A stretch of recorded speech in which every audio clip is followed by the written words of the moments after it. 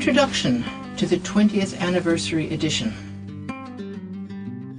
I was the first to meet Mary Russell. Please note, meet, not make. There are some characters a writer creates, a piece here, a whimsy there, choices made during the weaving together of place and plot to fill the needs of the story. Claiming that I did this with Russell always leaves me feeling something of a fraud. When I sat down to write the tale of Mary Russell, I envisioned the coming-of-age tale of a young female 20th-century Sherlock Holmes.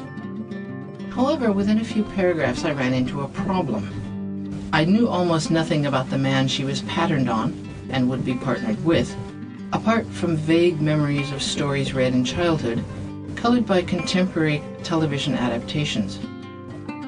Fortunately, I was enough of an academic purist to hunt down the originals, and was soon immersed in the Conan Doyle canon, as an adult, with fresh eyes but a mature appreciation for writing.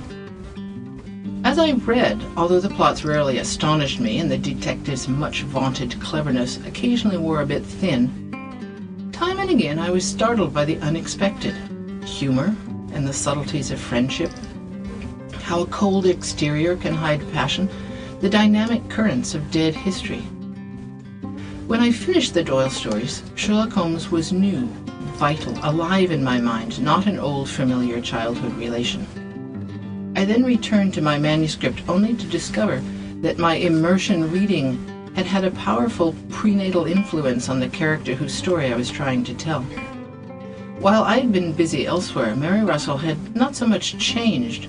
Her voice in those first lines of the Beekeeper's Apprentice is the same voice heard throughout the memoirs, as she had taken on considerable authority. Before, she'd been a mirror of Holmes. Now, she was very much her own woman.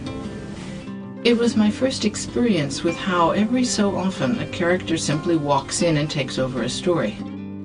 Mary Russell's personality was vivid enough to light my every step after that, solid enough to steady a new writer's shaky instincts.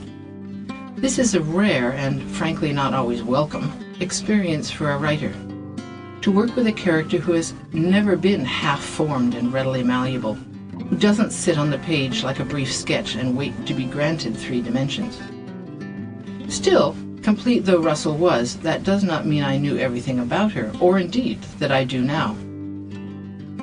Over the course of a dozen books, I have continuously discovered who she is by the simple expedient of throwing the unpredictable at her. Poor Russell is forever out of her depth, challenged by the vastly superior experience of her partner Holmes. She no sooner becomes comfortable with her situation in England than she's sent off into the world to be confronted by strange places, foreign tongues, disagreeable habits. And when she gradually adapts to those, harder things await her. Undependable memories, unreliable friends, suspicion where there was once solid faith, danger too, of course.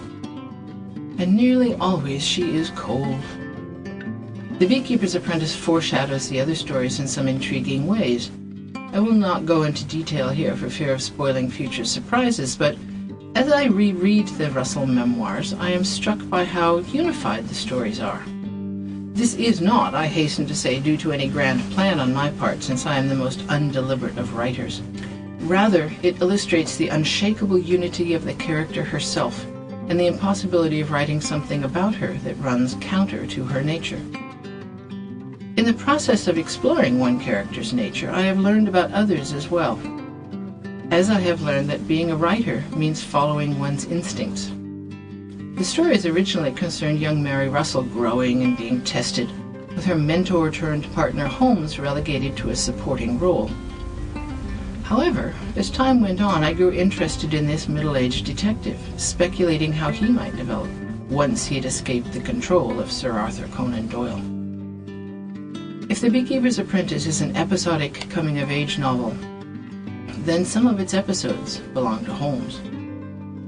None of that I knew on the day I set my pen on the page and wrote. I was 15 when I first met Sherlock Holmes. Those words is all at... Sample complete. Ready to continue?